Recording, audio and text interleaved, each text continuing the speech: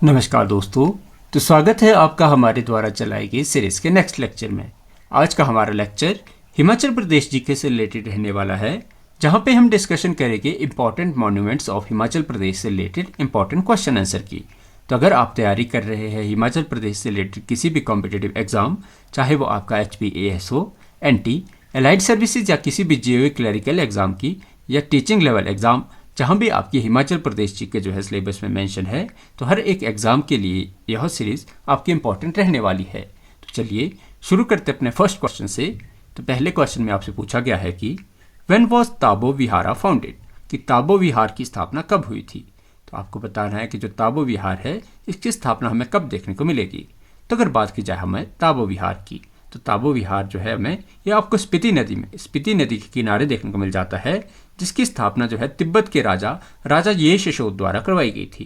तो तिब्बत के राजा ये शिशोद द्वारा आपके ताबो विहार की स्थापना करवाई गई थी और यह स्थापना आपको 996 में देखने को मिलेगी। तो ताबो विहार की जो स्थापना है ये तिब्बत के राजा ये शिशोद द्वारा 996 में जो है करवाई गई थी। तो आपके पास ऑप्शन जो है ए इसका राइट आंसर हो जाएगा। तो चलते अपने नेक्स्ट क्वेश्चन की तरफ। तो अगले क्वेश्चन में आपसे पूछा गया है कि what stories are depicted in Mughal and Tabo vihar, कि जो ताबो विहार की भित्ति चित्रों में कौन सी कहानियां चित्रित है। तो अगर बात की जाए हमारे पास ताबो विहार की आपको जो मुराल्स पेंटिंग देखने को मिलेगी, जिसमें आपको देखने को मिल जाएगी बोधिसत्व जो आपको बुद्ध के विभिन्न अवतार है, बुद्ध के अलग अलग अवतारों के बारे में हमें ताबो विहार पर जो है पेंटिंग की गई है। और बात की जाए हमारे पास ताबो विहार में हमें जो है, तो आपके पास जो है ऑप्शन इसका ए राइट आंसर हो जाएगा। बोधिसत्व प्रिंस, नॉनसेंग एंड शाक्यमुनि, आपको जो है बुद्ध की इसमें पेंटिंग देखने को मिल जाएगी। इसके अलावा आपको जो है बोधिसत्व जो बुद्ध के अलग अलग अवतारों की जो हमें इस पे जो है पेंटिंग देखने को मिल जाती है। तो आपके पास ऑप्शन जो है ए इसका राइट आंसर हो जाएगा। चलते अपने नेक्स्ट क्वेश्चन की तरफ। तो अगले क्वेश्चन में आपसे पूछा गया है कि वेयर इज की विहार लोकेटेड, कि जो की विहार है ये कहाँ स्थित है। तो अगर बात की जाए हमारे पास की विहार की, तो की विहार जो आपको देखने को मिलेगा ये आपको स्पीति घाटी का सबसे बड़ा विहार देखने को मिल जाता है, जो कि आपको स्पीति नदी के बाएं तट पर देखने को मिल जाता है। और की विहार आपको स्पीति में जो है आपको किब्बर और काजा के बीच देखने को मिलता है। तो आपके पास ऑप्शन का ए राइट आंसर हो जाएगा। जो की मोनेस्ट्री जो हमें ये आपको किब्बर और काजा के बीच आपको स्पीति रिवर के लेफ्ट बैंक पर देखने को मिल जाती है। आप बात कीजिए हमारे पास की मोनेस्ट्री की, तो जो आपको की मोनेस्ट्री की स्थापना 11वीं सेंचुरी में करवाई गई थी। तो आपके पास ऑप्शन जो है ए इसका राइट आंसर हो जाएगा। चलते अपने नेक्स्ट क्वेश्चन की तरफ। तो अगले क्वेश्चन में आपसे पूछा गया है कि व्हाट डैमेज डिड की विहार सफर इन 1834 AD, कि 1834 ईस्वी में की विहार को क्या क्षति हुई। तो अगर बात की जाए हमारे पास की मोनेस्ट्री की, तो की मोनेस्ट्री हमें 1834 में 1834 में हमें क्षतिग्रस्त देखने को मिलती है। और कहा जाता है कि 1834 में कश्मीर के जो डोगरा राजा हुआ करते थे उनके द्वारा की मोनेस्ट्री को जो है आग के अधीन किया गया था। तो आपके पास ऑप्शन जो है इसका बी राइट आंसर हो जाएगा। Heavily damaged by the fire during Dogra attack. तो डोगरा अटैक हमें जो कश्मीर के राजाओं का देखने को मिल जाता है, और की मोनेस्ट्री पर ये जो डोगरा अटैक है ये आपको 1834 AD में देखने को मिल जाता है। आपके पास ऑप्शन जो है बी इसका राइट आंसर हो जाएगा। तो चलते अपने नेक्स्ट क्वेश्चन की तरफ। बात की जाए हमारे पास की personality and Buddhist architecture tradition के बारे में, तो सबसे पहले आपको याद रखना है कि जो पद्म संभव का संबंध हमें जो बुद्धिज्म से देखने को मिल जाएगा।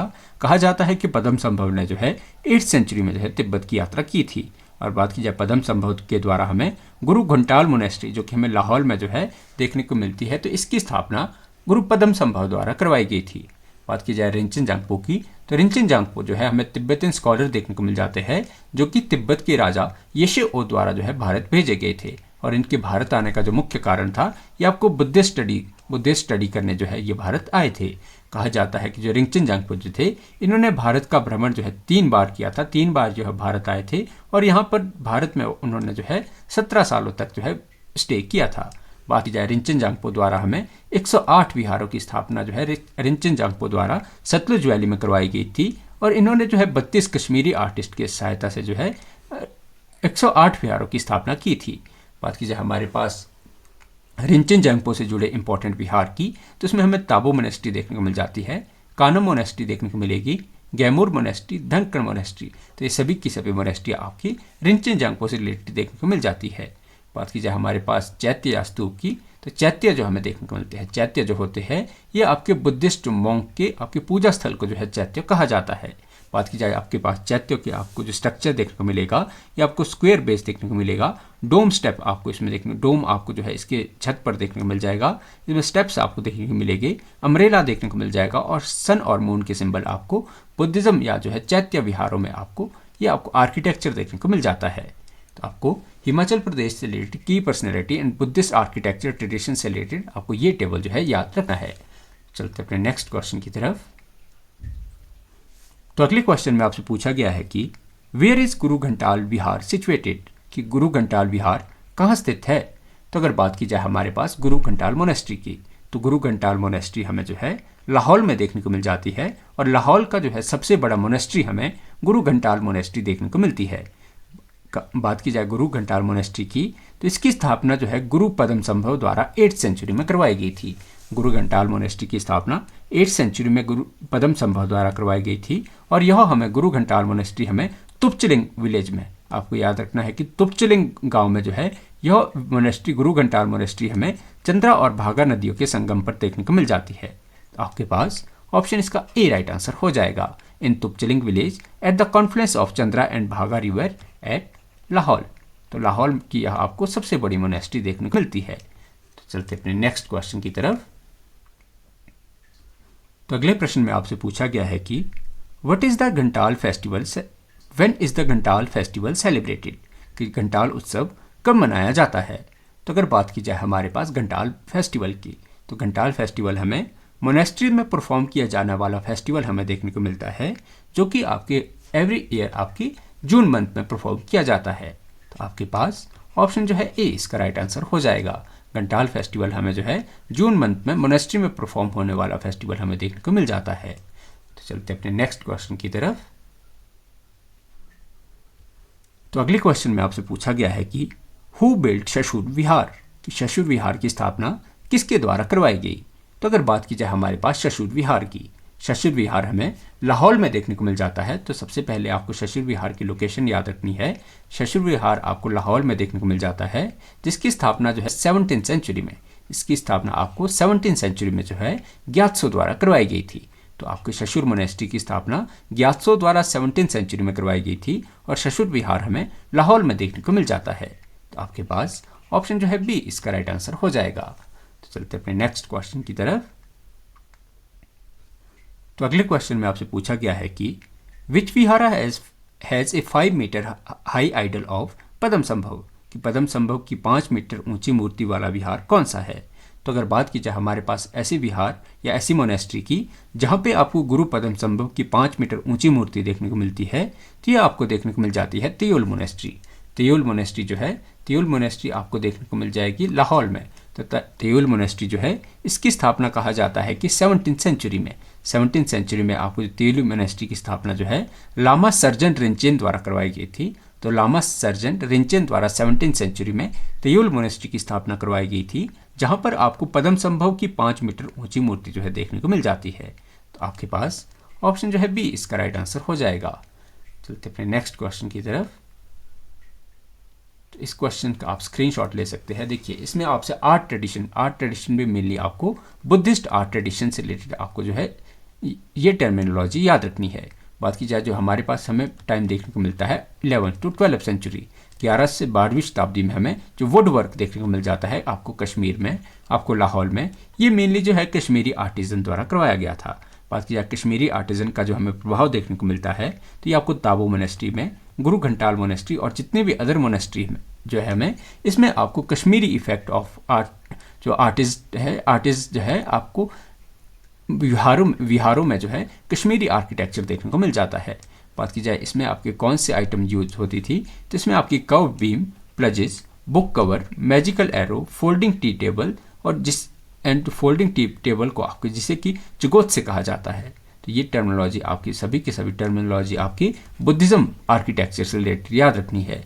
बात की जाए मेटल आर्ट में भी मेनली आपको अष्ट धातु से बनी मेटल आर्ट जो है ये आपके महायान विहारों में जो है, महायान और विहार आपके वज्रयान, महायान और वज्रयान में जितनी भी 11 से 12 सेंचुरी में जो मूर्तियाँ बनी थी, ये सभी की सभी अष्ट धातु की बनी हमें मूर्तियाँ देखने को मिल जाती है। बात की जाए स्पेशल मेटल आइटम की, तो स्पेशल मेटल आइटम में आपको सिल्वर कैंडी जिसे कि स्पाउट कहा जाता है। बात की जाए आपके पास जो हैंडल है ये हमें ड्रैगन शेप के। बात की जाए प्लेयर बेल, आपके पास जो वज्रा है, मैजिकल पिलर, तो ये सभी के सभी जो है, सभी की सभी टर्मिनोलॉजी आपके बुद्धिस्ट आर्किटेक्चर से रिलेटेड देखने को मिल जाती है, जो कि आपको मेनली लाहौल स्पीति और आपको किन्नौर के जो है मठों में देखने को मिल जाती है। चलते अपने नेक्स्ट क्वेश्चन की तरफ। तो अगले क्वेश्चन में आपसे पूछा गया है कि in which district gurdwara Shri बंदा साहिब लोकेटेड, गुरुद्वारा श्री बंदा साहिब किस जिले में स्थित है। ये बुद्धा साहिब नहीं, आप सॉरी यहाँ बंदा साहिब कर लेंगे, जो बंदा साहिब, या शायद आप देखिए अगर आप कमेंट सेक्शन में आप छोड़ सकते हैं कि बंदा साहिब या बुद्धा साहिब ये कौन सा गुरुद्वारा आपको जो है, ये आपको बिलासपुर डिस्ट्रिक्ट में देखने को मिलेगा।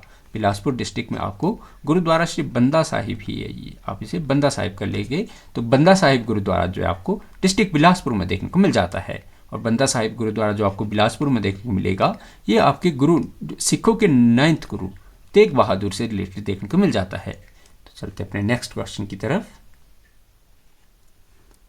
तो अगले क्वेश्चन में आपसे पूछा गया है कि विद विच गुरु इस गुरुद्वारा श्री गुरु लाहौर साहिब एसोसिएटेड, कि गुरुद्वारा श्री गुरु का लाहौर साहिब किस गुरु से जुड़ा है। तो अगर बात की जाए हमारे पास गुरुद्वारा श्री गुरु का लाहौर, तो यह हमें देखने को मिल जाता है आनंदपुर साहिब में। आनंदपुर साहिब का यह गुरुद्वारा आपको देखने को मिलेगा और ये आपका जुड़ा है गुरु तेग बहादुर से। तो आपके पास ऑप्शन बी जो है इसका राइट आंसर हो जाएगा। चलते अपने नेक्स्ट क्वेश्चन की तरफ। तो अगले क्वेश्चन में आपसे पूछा गया है कि in which battle did Guru Gobind Singh defeat Mughal general Alif Khan, कि गुरु गोविंद सिंह ने मुगल सेनापति आलिफ खान को किस युद्ध में हराया था। तो अगर बात की जाए हमारे पास गुरु गोविंद सिंह और मुगल जनरल आलिफ खान के बीच हुई बैटल की, तो वह हमें देखने को मिल जाती है battle of Nadaun. Battle of Nadaun जो हमें ये आपको 1686 में देखने को मिल जाती है, जिसमें गुरु गोविंद सिंह प्लस आपको याद रखना है गुरु गोविंद सिंह के साथ दिया था इसमें कहलूर के राजा भीमचंद ने।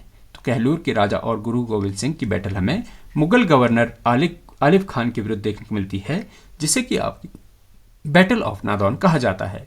और बैटल ऑफ नादौन आपको 1686 की देखने को मिल जाती है। आपके पास ऑप्शन है बी इसका राइट आंसर हो जाएगा। चलते अपने नेक्स्ट क्वेश्चन की तरफ।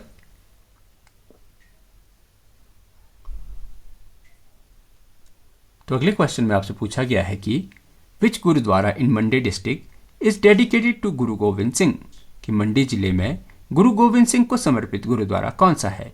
तो अगर बात की जाए हमारे पास डिस्ट्रिक्ट मंडी में पड़ने वाले गुरुद्वारे की, तो वह हमें देखने को मिल जाता है गुरुद्वारा श्री दमदमा साहिब। तो गुरुद्वारा श्री दमदमा साहिब आपको डिस्ट्रिक्ट मंडी में देखने को मिल जाता है। और बात की जाए हमारे पास गुरु गोविंद सिंह की, तो गुरु गोविंद सिंह के मंडी विजिट के टाइम पीरियड में तो हमें मंडी के जो राजा देखने को मिलते हैं, तो वो आपको देखने को मिलेगी सिद्धसेन। तो सिद्धसेन के टाइम पीरियड में जो है गुरु गोविंद सिंह ने मंडी का विजिट किया था। और कहा जाता है कि जो सिद्धसेन के बुलावे पर ही जो है गुरु गोविंद सिंह मंडी आए थे। तो गुरु गोविंद सिंह से रिलेटेड हमें जो मंडी में गुरुद्वारा देखने को मिलता है, तो वो आपको देखने को मिलेगा गुरुद्वारा श्री दमदमा साहिब। तो आपके पास ऑप्शन बी जो इसका राइट आंसर हो जाएगा। चलते अपने नेक्स्ट क्वेश्चन की तरफ। तो अगले क्वेश्चन में आपसे पूछा गया है कि ऊना जिले में गुरु गोविंद सिंह और बाबा कलंदरी के लिए प्रसिद्ध गुरुद्वारा कौन सा है। Which gurdwara in Una district is famous for Guru Gobind Singh and Baba Kalandari. तो अगर बात की जाए हमारे पास डिस्ट्रिक्ट ऊना में हमारे पास गुरुद्वारे की, तो वह हमें देखने को मिल जाता है गुरुद्वारा श्री गुरु पलाह साहिब। तो गुरुद्वारा श्री गुरु पलाह साहिब है, ये आपको डिस्ट्रिक्ट ऊना में देखने को मिल जाता है, जो कि आपके गुरु गोविंद सिंह और बाबा कलंदरी को समर्पित आपके गुरुद्वारा देखने को मिलेगा। आपके पास ऑप्शन ए जो है इसका राइट आंसर हो जाएगा। चलते अपने नेक्स्ट क्वेश्चन की तरफ। तो अगले क्वेश्चन में देखिए आपको कुछ फेमस प्लेस और डिस्ट्रिक्ट वाइज आपको याद रखने हैं। बात की जाए चंबा डिस्ट्रिक्ट की, तो चंबा डिस्ट्रिक्ट में आपको अखंड चंडी पैलेस देखने को मिल जाएगा, अखंड चंडी महल देखने को मिल जाएगा, भरमौर कोठी आपको चंबा में देखने को मिलेगी। कांगड़ा की बात की जाए तो लमगौल आपको देखने को मिल जाएगा, विजयपुर आपको देखने को मिल जाएगा, डाडा महल आपको देखने को मिल जाएगा और हरिपुर महल, तो ये आपको डिस्ट्रिक्ट कांगड़ा में देखने को मिल जाएगी। बात की जाए हमीरपुर की, तो हमीरपुर में आपको सुजानपुर देखने को मिल जाएगा, अमतर देखने को मिल जाएगा। बात की जाए मंडी डिस्ट्रिक्ट की, तो मंडी में आपको मंडी महल देखने को मिलेगा, सुकेत महल देखने को मिलेगा, आपके पास भवानी महल, आपको भवानी महल देखने को मिलेगा, विजय महल। तो ये आपको डिस्ट्रिक्ट मंडी से रिलेटेड मॉन्यूमेंट्स याद रखने हैं। बात की जाए कुल्लू की, तो कुल्लू में आपको रूपी महल देखने को मिल जाएगा, नगर फोर्ट आपको कुल्लू में देखने को मिलेगा, सांगरी महल आपको कुल्लू में देखने को मिलेगा। बात की जाए लाहौल स्पीति में, तो लाहौल स्पीति में आपको जो खंगसर देखने को मिल जाएगा, आपके पास जुनगा महल देखने को मिल जाएगा। चलते तो बात की जाए हमारे पास शिमला की, तो शिमला में आपको सराहन देखने को मिल जाएगा, पदम महल आपको रामपुर में देखने को मिल जाएगा, जुब्बल, सुन्नी और कुमारसैन ये सभी के सभी आपको शिमला डिस्ट्रिक्ट से याद रखनी है। बात की जाए आपको सिरमौर में आपको रंजौर पैलेस याद रखना है, सिरमौर पैलेस आपको याद रखना है। बात की जाए आपको सोलन की, तो सोलन में आपको अर्की महल याद रखना है, बाघट प्लेस आपको याद रखना है, नालागढ़ पैलेस और चाल महल ये आपको सोलन डिस्ट्रिक्ट में देखने को मिल जाएगी। बात की जाए ऊना डिस्ट्रिक्ट की, तो ऊना डिस्ट्रिक्ट में आपको कुटलहर महल देखने को मिल जाएगा, अम्ब फोर्ट आपको देखने को मिल जाएगा, बसेडी आपको देखने को मिल जाएगा, मिलान आपको। तो यह कभी आपको जो है ये टर्मिनोलॉजी कभी जो है आपको मैच करने के लिए पूछी जा सकती है। तो डिस्ट्रिक्ट और डिस्ट्रिक्ट से लोकेटेड रिलेटेड आपको जो है ये साइट इंपॉर्टेंट याद रखनी है। चलते अपने नेक्स्ट क्वेश्चन की तरफ। तो अगले क्वेश्चन में आपसे पूछा गया है कि 1686 ईस्वी में गुरु गोविंद सिंह ने बंगानी के युद्ध में राजा भीमचंद को कब हराया? इन विच year did Guru Gobind Singh defeated king Bhimchand in battle of Bangani? ये क्वेश्चन थोड़ा सा आप चेंज करेंगे। बात इसमें आपसे मेनली पूछा गया है कि आपको याद रखना है बैटल ऑफ बंगानी की। जो बैटल ऑफ बंगानी साहिब है ये आपको देखने को मिल जाएगा, यह आपको मिलेगा 1686 में। तो बैटल ऑफ बंगानी साहिब जो है ये आपको 1686 ईस्वी में देखने को मिल जाती है। कहा जाता है कि ये बैटल जो है गुरु गोविंद सिंह, इसमें प्लस डिफीट आपको जो है मुगल गवर्नर आलिफ खान को इसमें जो है डिफीट किया था।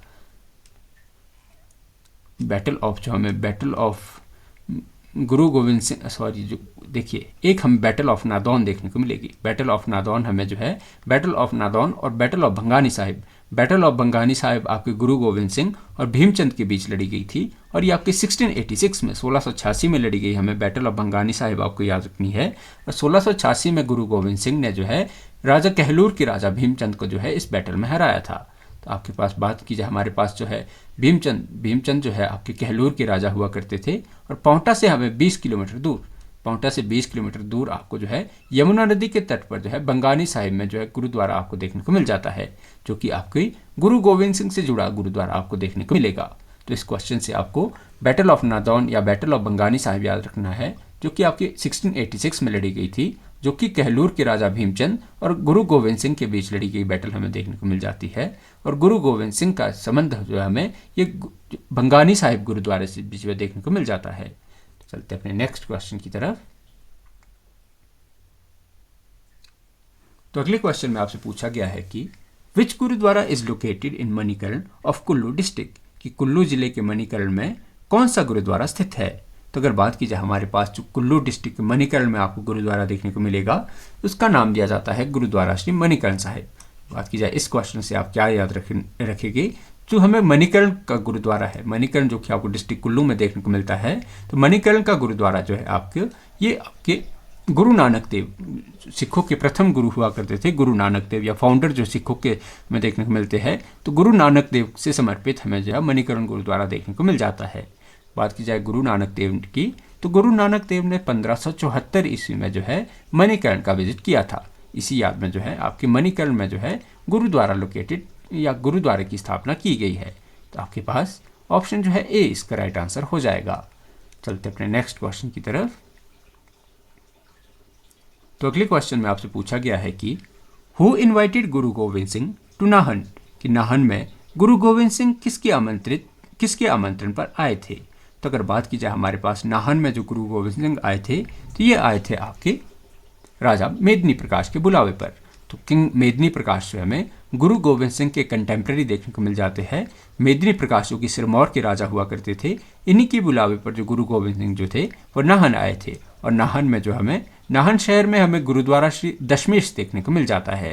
तो आपको डिस्ट्रिक्ट सिरमौर में आपको दशमेश आपको याद रखना है कि जो दशमेश गुरुद्वारा है, दशमेश गुरुद्वारा आपको सिरमौर के नाहन में देखने को मिल जाता है। और गुरु गोविंद सिंह जो है मेदिनी प्रकाश के बुलावे पर सिरमौर आए थे।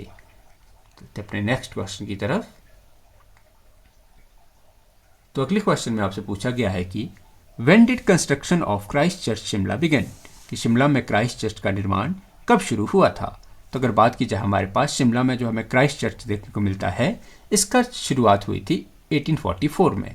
तो क्राइस्ट चर्च का जो निर्माण है ये हमें 1844 में देखने को मिलता है। और बात की जाए क्राइस्ट चर्च की, तो क्राइस्ट चर्च जो कि हमें शिमला में देखने को मिलता है, तो ये आपको रिज मैदान पर देखने को मिल जाता है, जिसकी जो हमें डिज़ाइन है, इसका डिज़ाइन जो है ये आपके J.T. बॉयलू द्वारा करवाया गया था। तो J.T. बॉयलू हमें शिमला के क्राइस्ट चर्च के डिज़ाइनर देखने को मिल जाते हैं। बात की जाए हमारे पास शिमला के जो क्राइस्ट चर्च था, इसका निर्माण जो है आपके 1846 में जो इसका निर्माण कार्य पूरा हुआ था, लेकिन जो है आपकी इसकी जो ओपनिंग है जो है, इसकी ओपनिंग हमें 1857 में देखने को मिलेगी। तो आपको इस क्वेश्चन से याद रखना है कि 1844 में हमें शिमला के जो क्राइस्ट चर्च की शुरुआत देखने को मिलती है, जिसका जो डिज़ाइन है ये आपके J.T. बॉयलू ने करवाया था, और 1846 में हमें इसका निर्माण कार्य पूरा होता हुआ देखने को मिलता है। और बात कीजिए हमारे पास इसका जो ओपनिंग थी, ओपनिंग जो इसकी हमें 1857 में जो है याद रखनी है। तो चलते अपने नेक्स्ट क्वेश्चन की तरफ। तो अगले क्वेश्चन में आपसे पूछा गया है कि who built the library in Christ church Shimla, कि शिमला की क्राइस्ट चर्च में लाइब्रेरी किसके द्वारा बनाई गई थी। तो अगर बात की जाए हमें जो शिमला की क्राइस्ट चर्च में जो लाइब्रेरी बनाई गई थी, तो यह हमें देखने को मिल जाती है 1910 की। तो 1910 में जो है जेम्स आपके पास रैनसम हुआ करते थे। जेम्स रैनसम द्वारा जो है 1910 में जो है ये शिमला के जो क्राइस्ट चर्च में जो है लाइब्रेरी का निर्माण करवाया गया था। और हमारे पास शिमला का यह क्राइस्ट चर्च जो है हमें यह आपको हिमाचल प्रदेश का सबसे पुराना चर्च देखने को मिल जाता है। चलते अपने नेक्स्ट क्वेश्चन की तरफ। तो अगले क्वेश्चन में आपसे पूछा गया है कि in which style was Saint Michael cathedral Shimla built, कि शिमला में सेंट माइकल कैथेड्रल किस शैली में बनाया गया है। तो अगर बात की जाए हमारे पास शिमला का जो माइकल कैथेड्रल है, इसकी स्थापना जो आपको देखने को मिलेगी, इसकी स्थापना लॉर्ड रिपन द्वारा 1886 में इसकी स्थापना करवाई गई थी। और यह हमें जो चर्च है, ये चर्च आपको फ्रेंच गॉथिक स्टाइल में देखने को मिल जाता है। तो लॉर्ड रिपन द्वारा 1888 में जो है सेंट माइकल कैथेड्रल चर्च का निर्माण शिमला में करवाया गया था। और बात की जाए हमारे पास यह जो हमें निर्माण है, ये आपको फ्रेंच गॉथिक में आपको जो है यह चर्च देखने को मिल जाता है। तो आपके पास ऑप्शन इस जो है सी इसका राइट आंसर हो जाएगा। चलते अपने नेक्स्ट क्वेश्चन की तरफ। तो अगले क्वेश्चन में आपसे पूछा गया है कि where is saint Mary church located, कि saint Mary church Himachal Pradesh में कहाँ स्थित है। तो अगर बात की जाए हमारे पास सेंट मैरी चर्च जो हमें देखने को मिल जाता है, तो ये आपको यह देखने को मिलेगा आपको कोटगढ़ में। तो कोटगढ़ में जो शिमला के कोटगढ़ में आपको सेंट मैरी चर्च देखने को मिल जाता है, जिसकी स्थापना 1872 में जो है करवाई गई थी। तो आपके पास ऑप्शन ए जो इसका राइट आंसर हो जाएगा। चलते अपने नेक्स्ट क्वेश्चन की तरफ। तो अगले क्वेश्चन में आपसे पूछा गया है कि which church in Dalhousie is known as church of Scotland, कि डलहौजी में कौन सा चर्च स्कॉटलैंड चर्च नाम से जाना जाता है। तो अगर बात की जाए हमारे पास डलहौजी जो कि हमें चंबा का चर्च देखने को मिल जाता है, जिसे कि चर्च ऑफ स्कॉटलैंड भी कहा जाता है, तो वह हमें देखने को मिलेगा सेंट एंड्रयू चर्च। तो डलहौजी में आपको सेंट एंड्रयू चर्च देखने को मिल जाता है, जिसकी स्थापना आपके पास 1903 में इसकी स्थापना आपको देखने को मिल जाती है, जो कि आपके प्रोटेस्टेंट ईसाइयों द्वारा करवाई गई थी। और इसका नाम जो है, इसे जो अन्य नाम दिया जाता है, ये आपको स्कॉटलैंड या चर्च ऑफ स्कॉटलैंड नाम से भी इसे जाना जाता है। तो आपके पास ऑप्शन बी जो इसका राइट आंसर हो जाएगा। चलते अपने नेक्स्ट क्वेश्चन की तरफ। तो अगले क्वेश्चन में आपसे पूछा गया है कि when was sent John church in Dalhousie built, कि डलहौजी में सेंट जॉन चर्च का निर्माण कब करवाया गया। तो अगर बात की जाए सबसे पहले आपको याद रखना है कि जो सेंट जॉन चर्च है, सेंट जॉन चर्च हमें डलहौजी में देखने को मिल जाता है। और इसकी स्थापना जो है आपके पास 1863 में हमें जो है सेंट जॉन चर्च की जो है स्थापना देखने को मिल जाती है। बात की जाए जो आपको सेंट जॉन चर्च है, ये आपको गांधी चौक पर देखने को मिल जाएगा। डलहौजी के आपको गांधी चौक पर देखने को मिल जाता है। और इसकी स्थापना आपके 1863 में जो प्रोटेस्टेंट हुआ करते थे, प्रोटेस्टेंट जो कि हमें ईसाइयों की एक शाखा देखने को मिल जाती है, तो आपको जो सेंट जॉन चर्च जो है प्रोटेस्टेंट द्वारा 1863 में इसकी स्थापना देखने को मिलती है। और बात की जाए सेंट जॉन चर्च जो है हमें, ये डलहौजी का सबसे पुराना चर्च हमें देखने को मिल जाता है। तो आपके पास ऑप्शन इसका ए राइट आंसर हो जाएगा। तो चलते अपने नेक्स्ट क्वेश्चन की तरफ। तो अगले क्वेश्चन में आपसे पूछा गया है कि which is the largest church in Dalhousie, कि डलहौजी में सबसे बड़ा चर्च कौन सा है। तो अगर बात की जाए हमारे पास डलहौजी चंबा की जो हमें सबसे बड़ा चर्च जो हमें देखने को मिलता है, तो ये आपको देखने को मिलेगा सेंट पैट्रिक चर्च। तो सेंट पैट्रिक चर्च जो है यह हमें चंबा का जो है या डलहौजी का सबसे बड़ा चर्च देखने को मिल जाता है, जिसकी स्थापना जो है 1909 में करवाई गई थी। और बात की जाए हमारे पास चंबा के अदर चर्च जो हमें देखने को मिलता है, तो 1894 पे आपको जो है कैथोलिक चर्च भी है चंबा में देखने को मिलेगा। बात की जाए आपको लार्जेस्ट चर्च के बारे में जो आपको याद रखना है डलहौजी में, तो ये आपको सेंट पैट्रिक चर्च याद रखना है, जिसकी स्थापना 1909 में की गई थी। चलते अपने नेक्स्ट क्वेश्चन की तरफ। तो अगले क्वेश्चन में आपसे पूछा गया है कि whose tomb is in Saint John church Dharamshala, कि धर्मशाला के सेंट जॉन चर्च में किसकी समाधि है। तो अगर बात की जाए तो सबसे पहले आपको याद रखना है कि जो सेंट जॉन चर्च है, सेंट जॉन चर्च आपको धर्मशाला में देखने को मिल जाता है, जो कि आपके लॉर्ड एल्गिन की समाधि के रूप में जाना जाता है। तो आपके पास 1852 में जो आपकी सेंट जॉन चर्च का निर्माण करवाया गया था, और जो सेंट जॉन चर्च है ये आपको न्यू गॉथिक स्टाइल का देखने को मिल जाएगा। तो न्यू गॉथिक स्टाइल का बना हुआ जो सेंट जॉन चर्च है ये आपको 1852 में इसकी स्थापना देखने को मिलेगी। और बात की जाए हमारे पास जो हमें लॉर्ड एल्गिन की यह समाधि के रूप में देखने को मिल जाता है। बात की जाए हमारे पास जो 1861 में जो लॉर्ड एल्गिन जो है भारत के वायसराय बने थे, और 1863 में हमें इनकी जो है मृत्यु देखने को मिलती है। तो इन्हीं की मृत्यु के बाद सेंट जॉन चर्च जो है इसकी समाधि के रूप में जो है सेंट जॉन चर्च को बसाया गया था। तो आपके पास ऑप्शन ए जो इसका राइट आंसर हो जाएगा। तो चलते अपने नेक्स्ट क्वेश्चन की तरफ और आज की हमारी सीरीज की लास्ट क्वेश्चन की तरफ। तो अगले क्वेश्चन में आपसे पूछा गया है कि which two saints in Christ church Kasauli dedicated, Kasauli का जो क्राइस्ट चर्च है किन संतों को समर्पित है। तो अगर बात की जाए हमारे पास ऐसे जो कसौली में चर्च जो है कौन से सेंट को समर्पित है, तो वह हमें देखने को मिल जाएगी Saint Francis and Saint Barbes.